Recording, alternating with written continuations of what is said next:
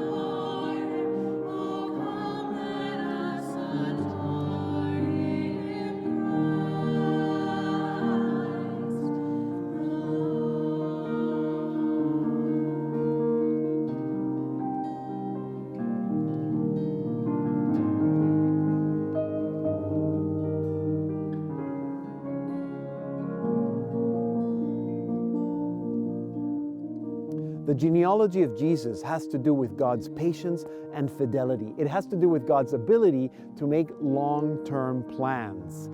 The ancestors of Jesus were a group of great people and not so great people, saints and sinners. It has to do with family. First, we have Abraham. He's the father of the Jewish people, the great Abraham, a great ancestor. After Abraham is Isaac. Isaac was also great, although he was a little weak in some sense. Then you have Jacob. Jacob was a bit of a liar. Still, he's a patriarch. Judah, however, Judah was the one who had the brilliant idea of selling his little brother Joseph into slavery. And so then you continue with some great people, some not so great people, people who made mistakes, all the way to King David. And we know what David did. David had one of his lieutenants killed so that he could have his wife. But King Solomon, their son, was a great king, the great King Solomon. But afterwards you get a whole list of kings that were actually pretty horrible kings, which led to the Babylonian exile, and then a whole bunch of other ancestors that we actually don't even know who they were because nobody talks about them, which eventually leads us to Joseph, who marries a young, pregnant woman. Sounds like my family. It's like all our families. Every family has the great uncle that everybody talks about, and then the not so great uncle that nobody wants to talk about. Every family has people who struggle with addictions. Every family struggles with divorce. Every family has unplanned pregnancies. Every family has ancestors that nobody talks about because we don't even know who they are. And that is the kind of family that God chooses to be born into.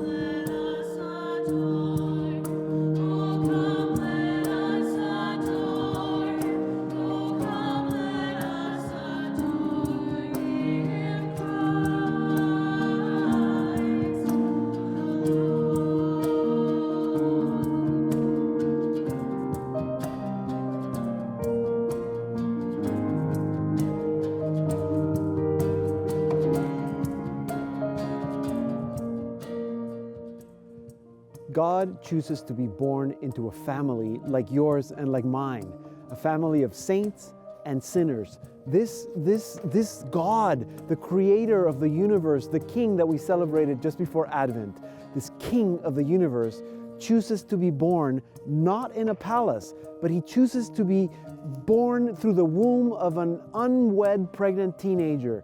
He's not born in a palace, he's born in a stable. He doesn't have dozens of attendants or nurses, he has animals.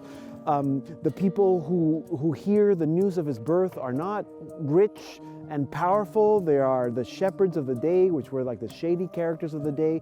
And when the king finally hears about his birth, he doesn't send him a present.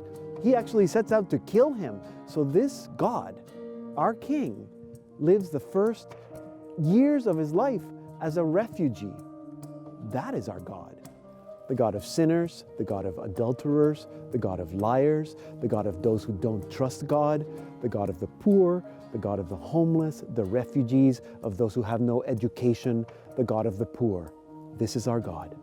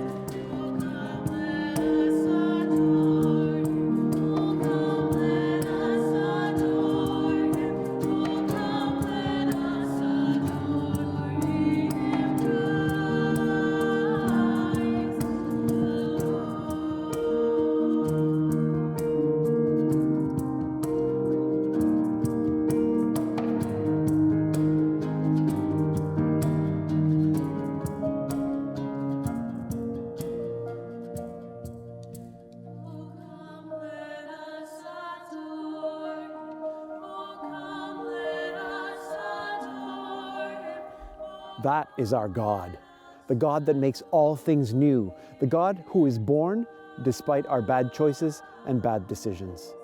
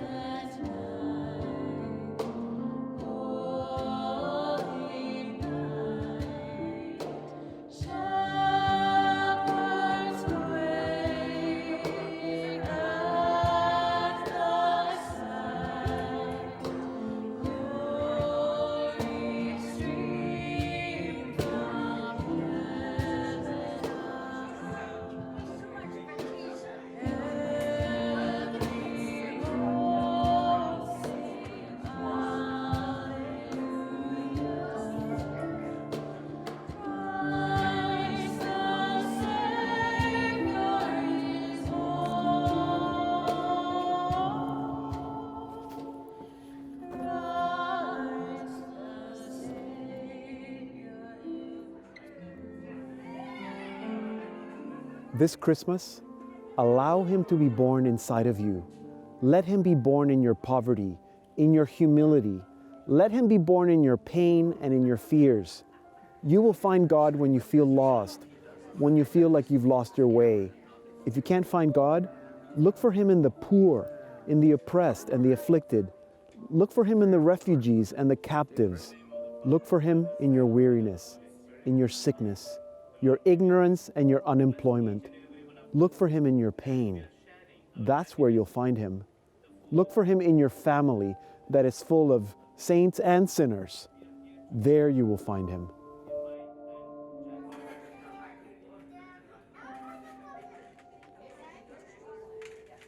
This is our God, the greatest of the great, the King and Creator of the universe, who makes Himself small in the womb of a teenager.